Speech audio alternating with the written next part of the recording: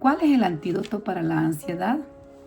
El apóstol Pablo, estando en la cárcel, escribe a los filipenses y en el capítulo número 4 de este libro de Filipenses encontramos el consejo, el antídoto contra la ansiedad.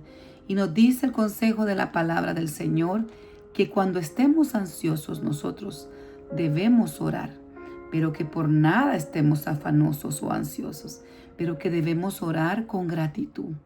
Y también tenemos que poner nuestra confianza total y plenamente en nuestro Señor y Salvador Jesucristo. Y Él nos va a dar una paz que sobrepasa todo entendimiento y será como un escudo a nuestro corazón, a nuestra mente, para que nada externo nos quite a nosotros esa paz y mantengamos esa calma y esa confianza, esa esperanza en el Señor. También debemos de renovar nuestra mente día con día en la palabra del Señor. Quiero leerles textualmente como dice en otra versión de la Biblia estos versículos que son claves e importantes para que nosotros podamos vivir en esa paz de Cristo. Y Filipenses 4 del 6 al 7 dice: en el nombre del Padre, del Hijo y del Espíritu Santo, en la versión Nuevo Lenguaje: no se preocupen por nada, más bien dice, oren y pídanle a Dios todo lo que necesiten y sean agradecidos. Así Dios, dice en el versículo 7, le dará su paz. Esa paz que la gente de este mundo no alcanza a comprender, pero que protege el corazón y el entendimiento de los que ya son de Cristo Jesús. Mire qué bendición tenemos nosotros en nuestro Señor y Salvador Jesucristo. Él está atento a tu necesidad y a la mía. Si nosotros le clamamos de todo nuestro corazón, agradecidos a pesar de las pruebas que estemos pasando, traigamos a Él esa carga. ¿Qué te preocupa? ¿Qué te está aconteciendo? ¿Qué quiere robarte esa paz de tu corazón? El Señor lo sabe, pero es necesario que nosotros aprendamos a hablar con nuestro Padre Celestial, como un niño tiene confianza con su papito y le cuenta y le dice cómo se siente el corazón, porque nuestro corazón necesita ser vaciado. Necesitamos depositar todas esas cargas y ya no recogerlas y sumergirnos en la palabra y confiar que Él hará, porque Él es grande y misericordioso. Bendito sea el nombre del Señor. Qué bueno es nuestro Dios. Sean bienvenidos a otro momento más de bendición, otro día más que Dios en su misericordia nos permite continuar leyendo su santa, bendita y poderosa palabra. Oramos así para ponernos en las manos de nuestro Dios y Padre. En el nombre de Jesús, Padre Santo, gracias. Gracias te damos, amado Dios. No tenemos cómo pagarte tanta gracia y tanto amor, Señor. Oh bendito Dios, te damos gracias por permitirnos leer este día tu palabra, Señor, poderosa, Señor. Gracias, Dios mío, porque nos alimentas, nos sustentas, nos formas, nos santificas, nos bendices con tu palabra, Padre Celestial, porque tu palabra lo dice y lo creemos, que no solo de pan vivirá el hombre, sino de toda palabra que sale de tu boca santa. Señor, gracias por tu presencia, por tu Espíritu Santo. Ayúdanos, Señor, que tu Espíritu Santo nos enseñe, nos instruya, Señor bendito Dios. Tú estás con nosotros hasta el final. Gracias, Señor, y ayúdanos a compartir tu palabra, Señor, que es poderosa, el evangelio que es poder tuyo, Señor, la buena nueva de salvación que hay en ti, nuestro Señor y Salvador Jesucristo. Sigue obrando, sigue rescatando las almas, sigue siendo esa obra que solo tú puedes hacer en cada corazón, en cada familia, en cada vida. Señor bendito Padre, sigue restaurando y sigue salvando, Señor, en el nombre de Jesús. Amén.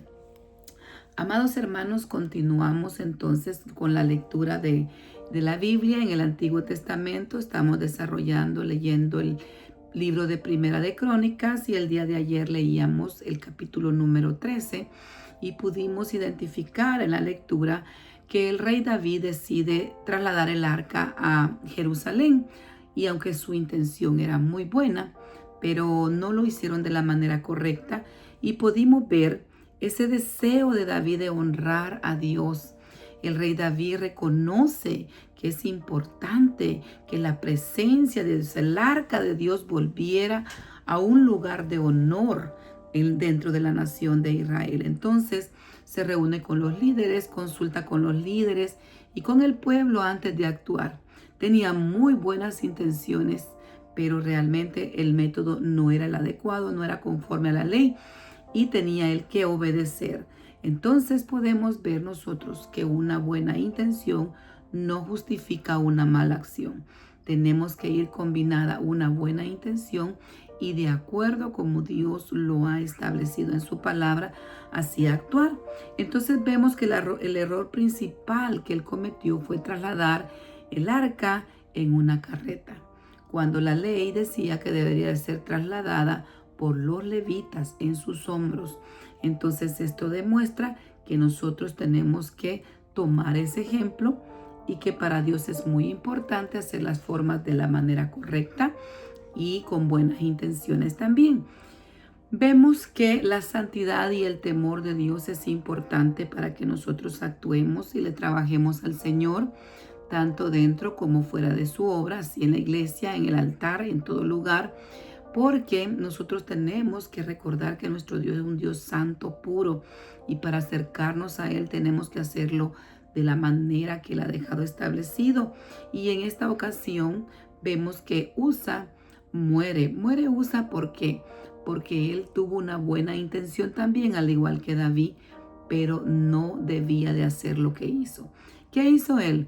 Cuando el arca iba a caerse, porque la carreta tambaleó, él metió su mano.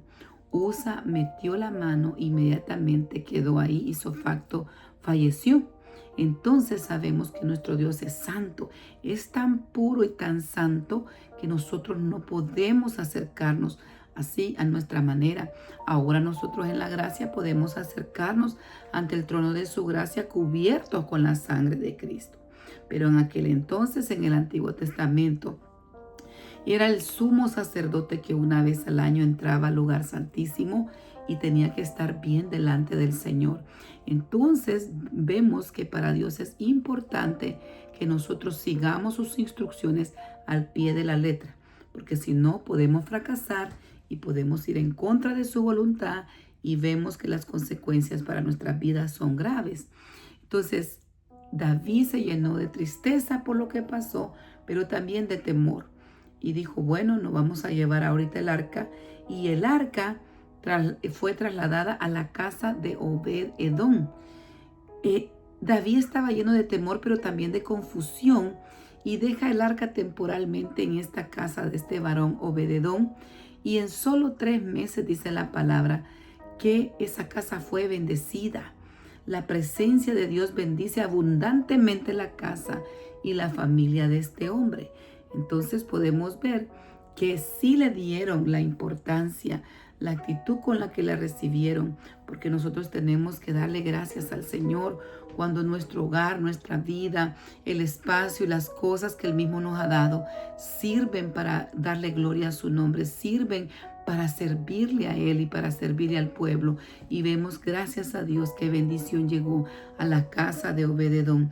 Así que si tú tienes el anhelo de abrir tu casa a un grupo familiar, un grupo de oración, una célula, habla con tu pastor, habla con tu líder, habla y di tú el de anhelo de que tú quieres abrir la puerta de tu hogar al Señor y verás qué bendición es, porque en una casa donde hay presencia, donde hay oración, donde hay búsqueda, donde hay lectura de la palabra, la luz de Jesús está, la bendición, la vida está, y nosotros somos bendecidos, acorazados, protegidos, prosperados en todas las áreas. Cuando Cristo llega, todo cambia y cambia para bien.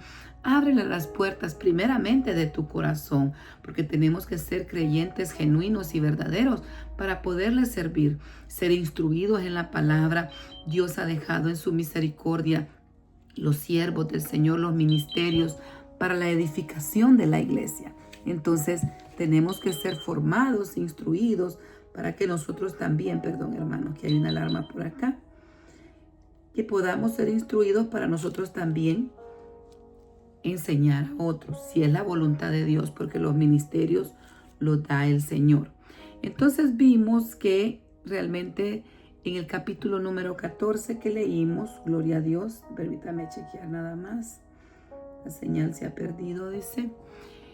En el capítulo número 14, David se consolida como rey y también se propone construir un palacio en Jerusalén, y vemos cómo su familia también iba creciendo. También leímos que seguía dependiendo y mostrando una humildad bien especial y poderosa de cara con el Señor. Vemos que luego que él fue ya elegido, ungido como rey, hubo una alianza y una prosperidad que vino. Irán, rey de Tiro, envía madera de cedro, carpinteros y albañiles para ayudarle a David a construir una casa real en Jerusalén. Entonces él ya estaba siendo reconocido ya no solo por el pueblo, ya no solo por cada tribu, por los líderes, sino también ya más alrededor los reyes ya estaban conociéndolo, lo que refleja que ya la monarquía estaba creciendo y consolidándose su reino y ya siendo respetado por los demás reyes. Vemos también que leímos en el capítulo número 14 que la familia de David iba creciendo. Se registra la lista de sus hijos que le nacieron a David en Jerusalén, como Samúa, Sobab, Natán, Salomón, y esto también denota que iba creciendo tanto familiar como su dinastía, como su reino se iba consolidando. Y también leíamos algo muy hermoso que David hacía. Era que cada vez que se le presentaba una batalla, le consultaba al Señor, se humillaba delante de Dios, pedía dirección de Dios. Entonces vemos que había una dependencia en el área militar también de Dios. Los filisteos atacan a David en el valle de Refaín, dice la palabra que leímos. Y él no confió en sus instintos, en que ya tenía experiencia, que ya había estado él básicamente huyendo del rey Saúl, que se había fortalecido, Dios lo había formado, lo había hecho resiliente, lo había a él formado en su carácter, lo había procesado antes de ser rey. Pero ya cuando llegó a ser rey, seguía él en humildad y en dependencia del Señor. Entonces, él lo que hace fue consultar a Dios en 2 ocasiones. En la primera batalla, Dios le ordena atacar a David y lo llama Baal Pesarín, el Señor que irrumpe. ¿Por qué? Porque al reconocer que Dios abrió la brecha ante sus enemigos. Y en la segunda batalla también vuelven los filisteos a querer estar ahí, atacar a David nuevamente. Y David otra vez consulta a Dios. Pero entonces Dios le da una estrategia muy diferente, totalmente distinta a la primera que había recibido. Y le dice que haga un ataque por la retaguardia, sincronizado con un sonido que se iba a manifestar sobrenatural en las copas de los árboles. Cuando oigas ese sonido, vete a la retaguardia y ataca. Qué lindo es nuestro Dios, que nos da puntos específicos a seguir, pasos a seguir. Si nosotros le consultamos, Dios sigue hablando. Y podemos decir, pero la guerra que estaba pasando David era una guerra grande y era porque estaba también defendiendo a las tribus, a una nación. Sí, era una guerra muy importante, pero también Dios en su gran misericordia está pendiente de toda la nación, pero también de cada persona. Dios tiene ese poder. Jesús tenía tiempo para atender las multitudes y alimentarlas, pero también tuvo espacio, tiempo en su agenda divina para atender a una persona, por ejemplo, la mujer samaritana. Los demás se fueron a buscar alimentos, pero él tenía una cita divina en ese lugar a esa hora y sabía que ella iba a llegar y que iba a ser instrumento de bendición para toda una nación de los samaritanos. Entonces, Dios tiene ese poder. Tenemos que tener esa confianza que cuando estamos atravesando una situación difícil, como hablábamos al principio, quiere llegar la ansiedad.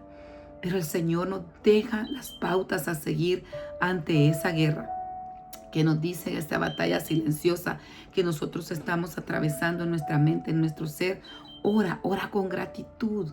Pon tu mente en el Señor, renueva tus pensamientos en mi palabra, confía en mí, dice el Señor. Entonces nosotros podemos venir en esa oración y derramarnos delante del Señor, como Ana derramó su alma delante de Jehová. Y Jehová le dio una palabra a través del profeta Elí, ¿verdad? El siervo, el sacerdote Elí, le dice que Jehová cumpla los deseos de tu corazón, que Jehová conceda lo que le estás pidiendo.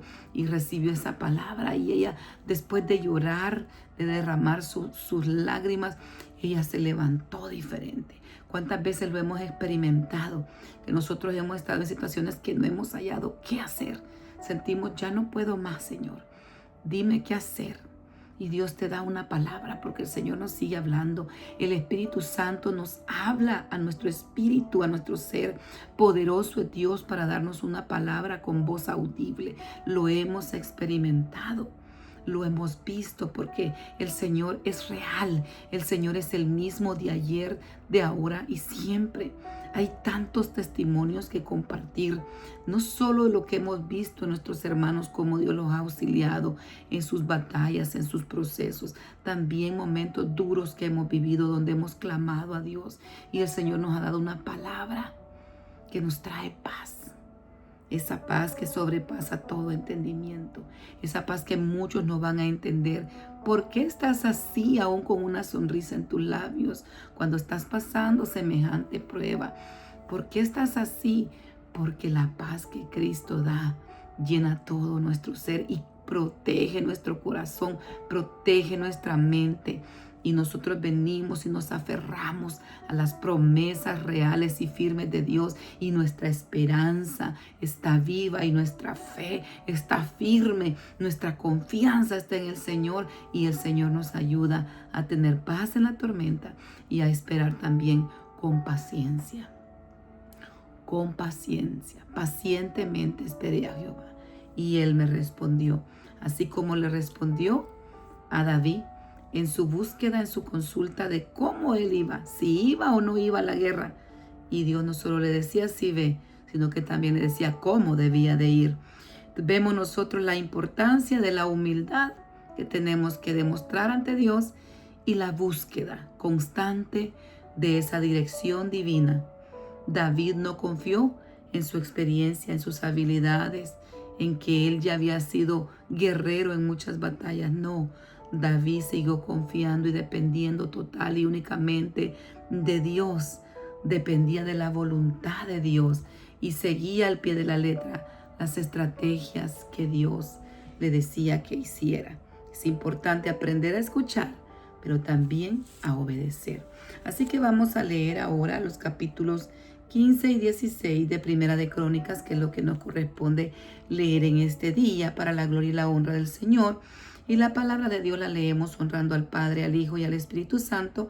David trae el arca a Jerusalén. Capítulo 15, Primera de Crónicas. Hizo David también casa para sí en la ciudad de David y arregló un lugar para el arca de Dios. Le levantó una tienda. Entonces dijo David, el arca de Dios no debe ser llevada sino por levitas, porque a ellos ha elegido Jehová para que lleven el arca de Jehová y les sirvan perpetuamente.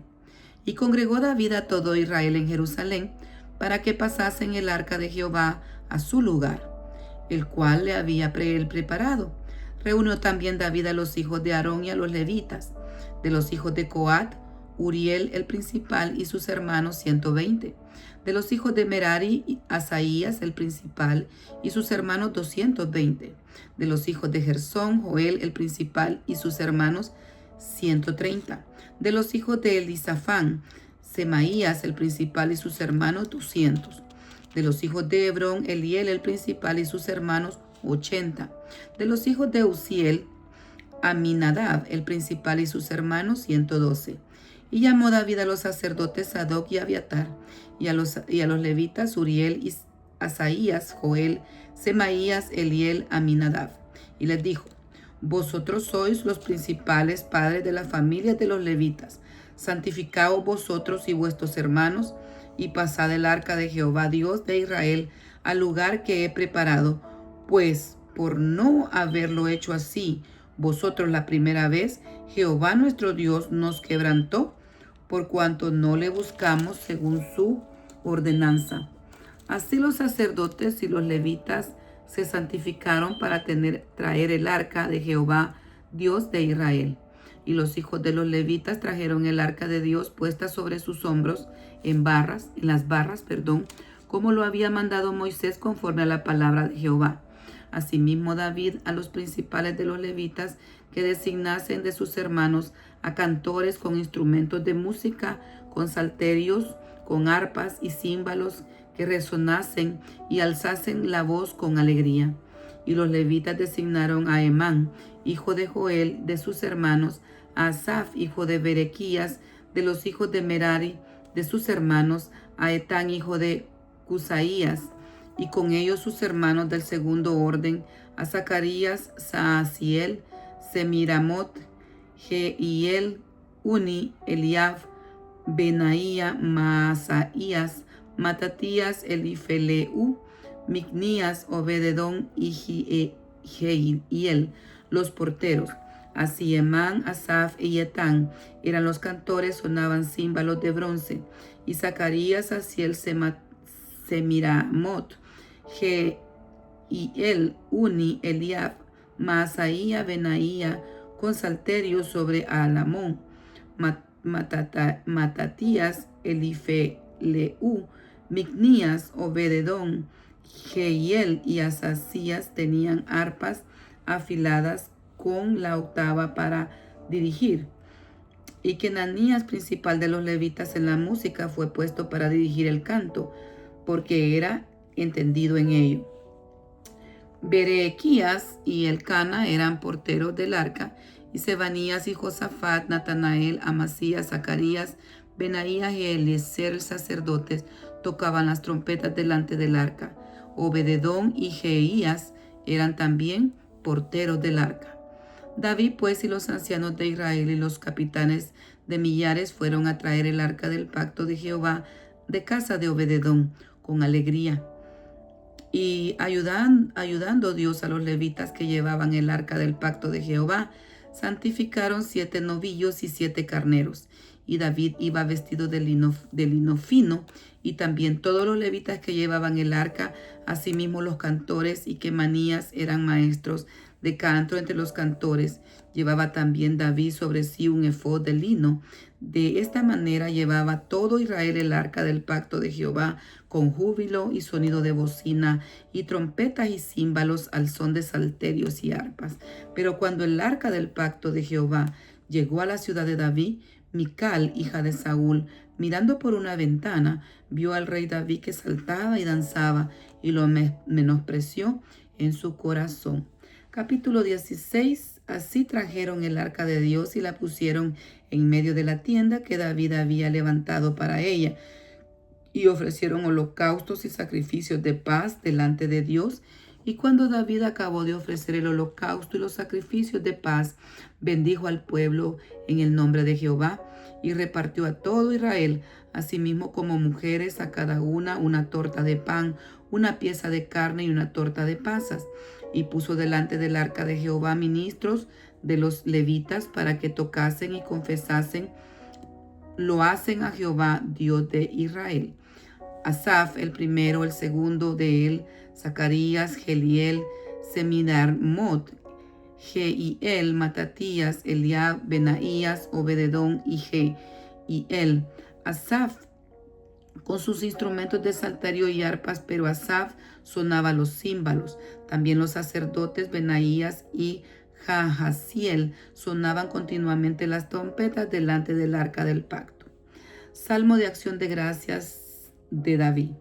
Entonces en aquel día David comenzó a clamar a Jehová por mano de Asaf y de sus hermanos.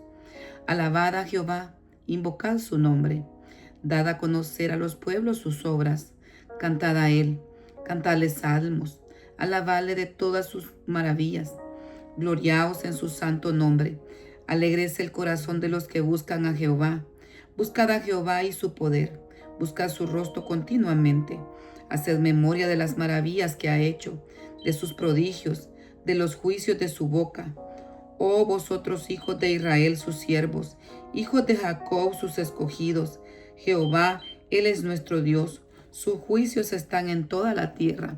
Él hace memoria de su pacto perpetuamente, de la palabra que él mandó para 1000 generaciones, del pacto que concertó con Abraham, de su juramento a Isaac, el cual confirmó a Jacob por estatuto y a Israel por pacto sempiterno, diciendo: a ti te daré la tierra de Canaán, porción de tu heredad.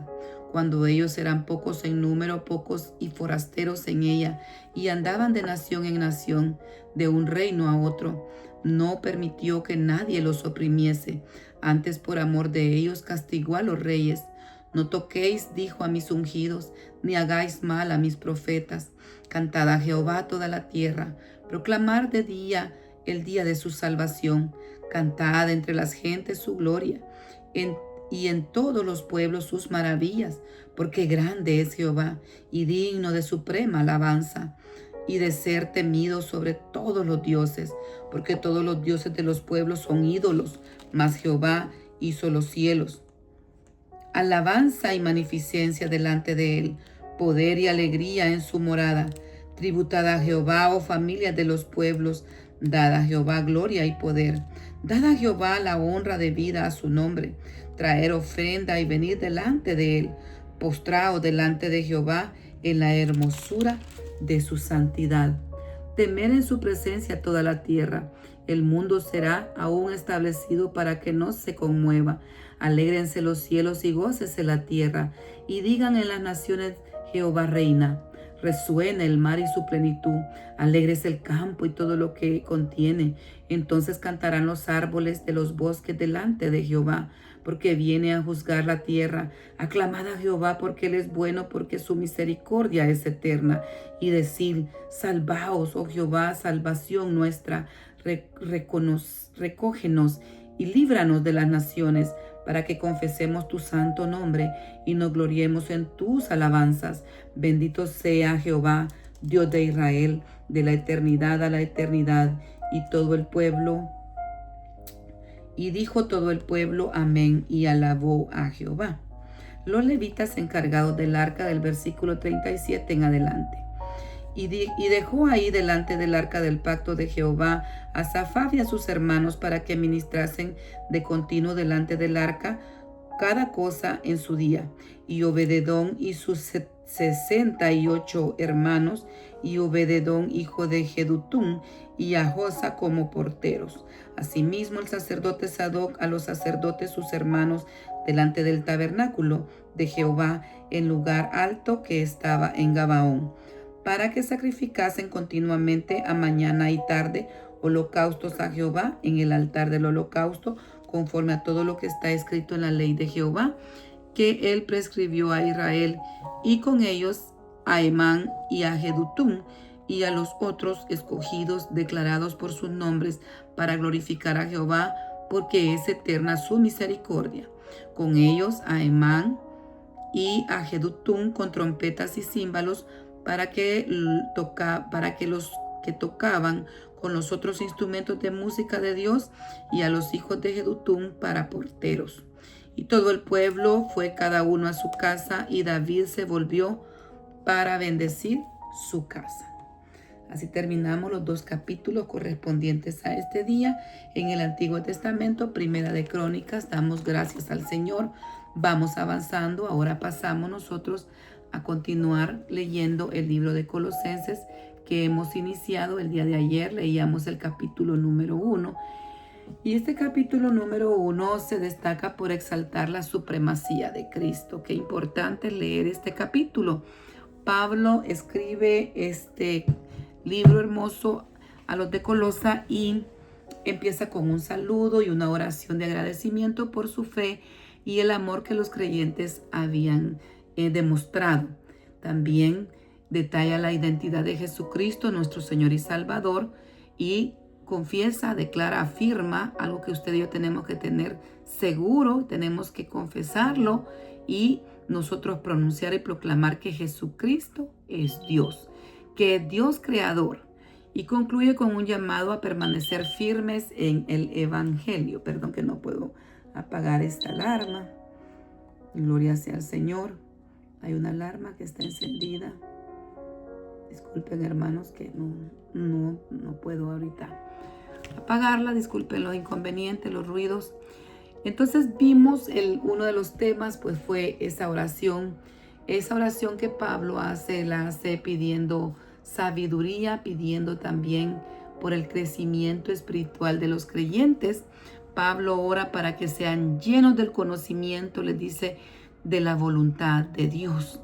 Tenemos que conocer cuál es la voluntad de Dios para poder nosotros agradarle y hacer su voluntad.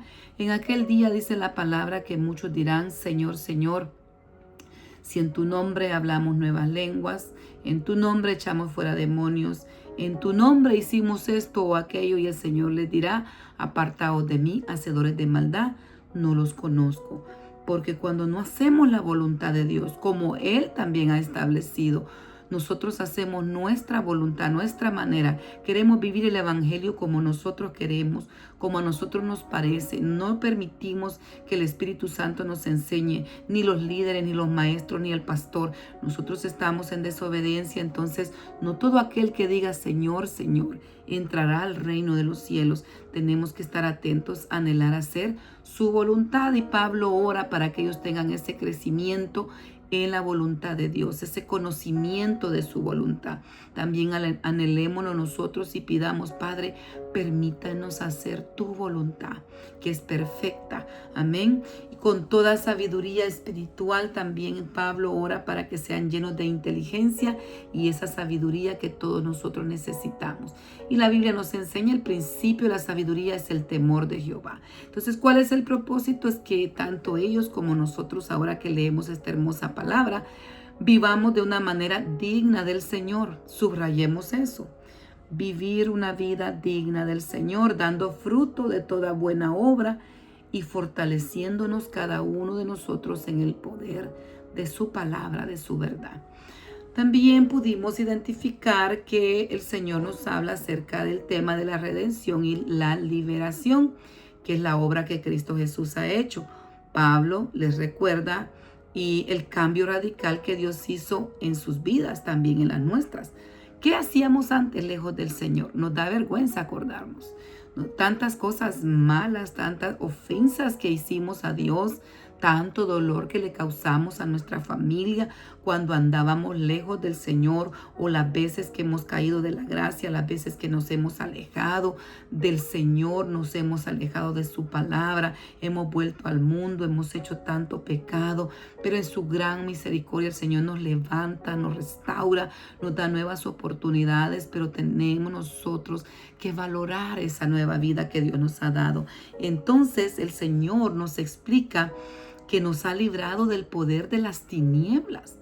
Nos sacó del lodo, nos sacó del fango, nos sacó a nosotros de una vida desordenada, de las tinieblas a su luz admirable, de esa vida donde vivíamos peleando en las obras de la carne, en tantas cosas, en amargura.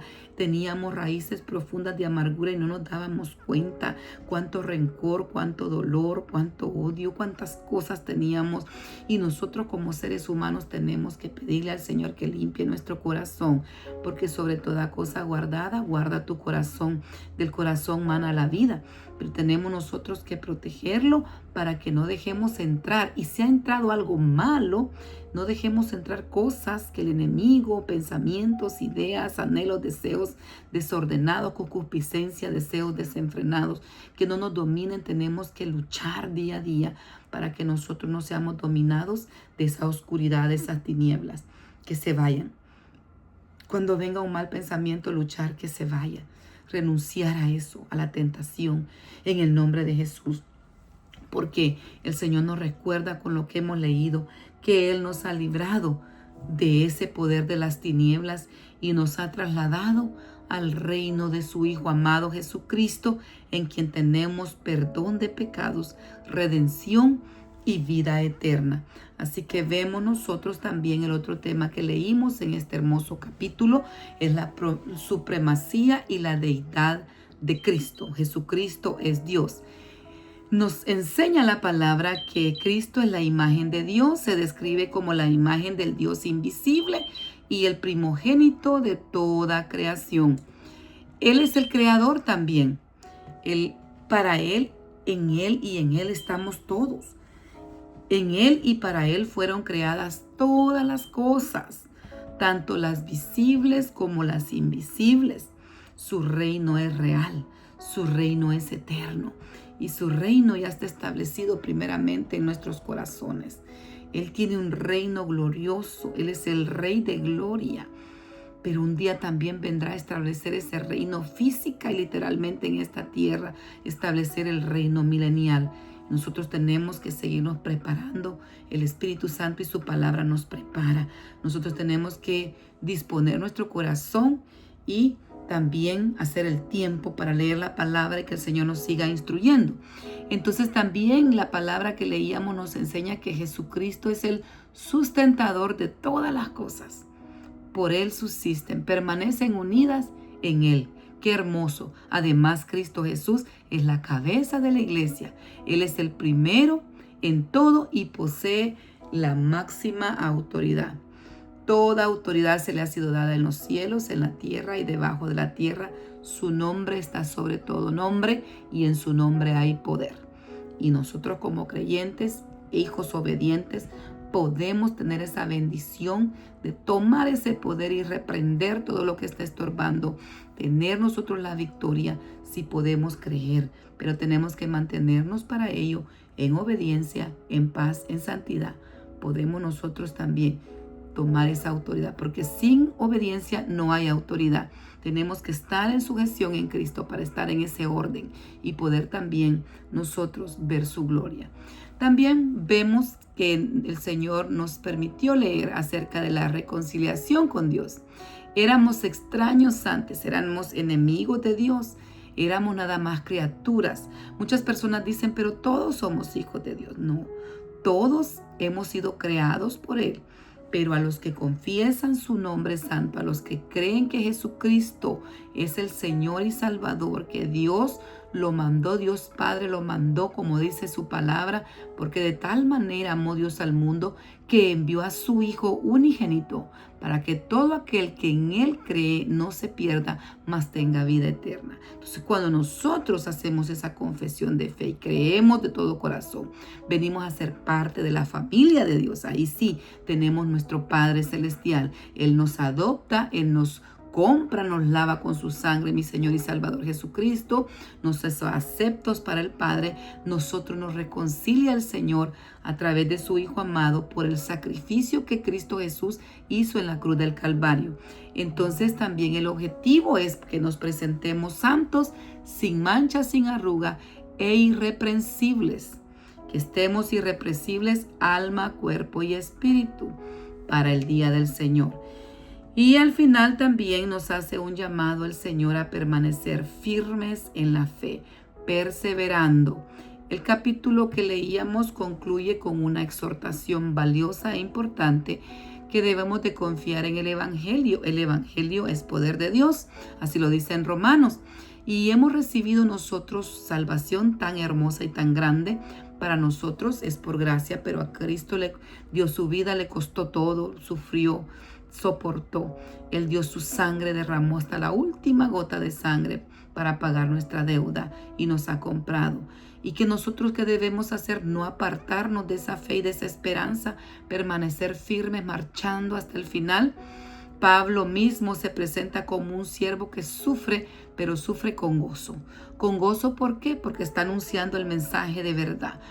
Con gozo porque está viendo que aún sus prisiones, sus cadenas están sirviendo para bien, porque él logra seguir predicando el Evangelio. Con gozo porque a pesar de que él está encarcelado físicamente, sin libertad, él es libre en el Señor y el Señor le da esa paz y ese gozo que lo llena y esa energía para seguirle trabajando aún estando en prisión, y ve que las almas se van salvando y ve la fidelidad de los creyentes, el amor que muestra, el apoyo que le muestran también en diferentes áreas. Económicamente lo seguían sosteniendo, iban también siervos a visitarle, a llevar llevar esos mensajes, esas cartas, a darle también anuncio de cómo estaban las iglesias que él había fundado y cómo estaban las situaciones para él poder seguir escribiendo y dejándoles a ellos y a nosotros cuán gran tesoro. Así que él es un siervo que sufre, lleva las marcas del evangelio, pero con gozo porque sigue anunciando y edificando a los creyentes a través de lo que Dios le permitió escribir. Así que vemos que nosotros tenemos la bendición de poder también disponer nuestra vida, poner nuestra vida al servicio del Señor. Y en este día pues vamos a leer el capítulo número 2 para terminar este espacio de lectura de Colosenses. Y dice la palabra del Señor, porque quiero que sepáis cuán gran lucha sostengo por vosotros y por los que están en la Odisea y por todos los que nunca han visto mi rostro, para que sean consolados sus corazones unidos en amor, hasta alcanzar todas las riquezas de pleno rendimiento, a fin de conocer el misterio de Dios el Padre y de Cristo, en quien están escondidos todos los tesoros de la sabiduría y del conocimiento. Y esto lo digo para que nadie os engañe con palabras persuasivas, porque aún estoy ausente en cuerpo, no obstante, en el espíritu estoy con vosotros, gozándome y mirando en vuestro buen orden y la firmeza de vuestra fe en Cristo Jesús. Por tanto, de la manera que habéis recibido al Señor Jesucristo, andad en Él, arraigados y reedificados en Él, y confirmados en la fe, así como habéis sido enseñados, abundo en acciones de gracias. Plenitud de vida en Cristo, del versículo 8 en adelante. Mirad que nadie os engañe por medio de filosofías y huecas sutilezas, según las tradiciones de los hombres, conforme a los rudimentos del mundo, no según Cristo. Porque en Él habita corporalmente toda la plenitud de la deidad, y vosotros estáis completos en Él, que es la cabeza de todo principado y potestad. En Él también fuisteis circuncidados con circuncisión no hecha a mano, al echar de vosotros el cuerpo pecaminoso carnal, en la circuncisión de Cristo, sepultados con Él en el bautismo, en el cual fuisteis también resucitados en Él, mediante la fe en el poder de Dios, que le levantó de los muertos, y a vosotros, estando muertos en pecados y en la incircuncisión de vuestra carne, os dio vida juntamente con Él, perdonándolos los pecados, anulando el acta de los decretos que había contra nosotros, que nos era contraria, quitándola de en medio y clavándola en la cruz. Y despojando a los principados y a las potestades, los exhibió públicamente, triunfando sobre ellos en la cruz. Por tanto, nadie os juzgue en comida o en bebida, o en cuanto a días de fiesta, luna nueva o días de reposo, todo lo cual es sombra de lo que había de venir. Pero el cuerpo es Cristo. Nadie os prive de vuestro premio, afectuando humildad y culto a los ángeles, entremetiéndose en lo que no ha visto, vanamente hinchados por su mente carnal, y no haciéndose a la cabeza, en virtud de quien todo el cuerpo, nutriéndose y uniéndose por las coyunturas y ligamentos, crece con el crecimiento que da Dios. Pues si habéis muerto con Cristo en cuanto a los rudimentos del mundo, ¿por qué como si vivieses en el mundo os sometéis a preceptos tales como no manejes, ni gustes, ni aun no toques, en conformidad a mandamientos y doctrinas de hombres, cosas que todas se destruyen con el uso? Tales cosas tienen a la verdad cierta reputación de sabiduría en culto voluntario, en humildad y en duro trato del cuerpo, pero no tienen valor alguno contra los apetitos de la carne. Gloria sea al Señor. Hasta aquí nos quedamos con la lectura. Damos gracias a Dios, damos gloria a su nombre. Para mí es una alegría poder leer la palabra juntamente con ustedes Y le doy gracias al Señor por este hermoso privilegio que me concede. Reciban saludos de su hermana Elsie de Mendoza, de mi esposo el pastor José Franco Mendoza López, de mi madre que también nos acompaña, Federlinda Pacheco. Así que estamos aquí contentos de poder seguir leyendo la Biblia día con día y poder también crecer en su gracia. Pidámosle al Señor que nos ponga esa sed por su palabra, mostremos ese amor por su palabra, leamos la Biblia juntos, mantengamos la fe, la esperanza y el amor hasta el día de su venida. Damos gracias al Señor, que Dios me lo bendiga, me lo guarde. Donde quiera que anden, el ángel de Jehová acampa alrededor de los que le temen y los defiende. Creámoslo, hermanos, y veremos la gloria del Señor. Así lo dijo el Señor en su palabra y lo creemos. ¿No te he dicho que si creyereis veréis la gloria de Dios? Sigamos creyendo en Él. Él ha vencido a la muerte, al pecado, las potestades las exhibió. Hemos leído esto ahora, que Él triunfó en la cruz del Calvario. Por lo tanto, usted y yo somos más que vencedores en Cristo Jesús, Señor y Salvador nuestro. Que Dios les bendiga, compartan la palabra, demos gracias al Señor.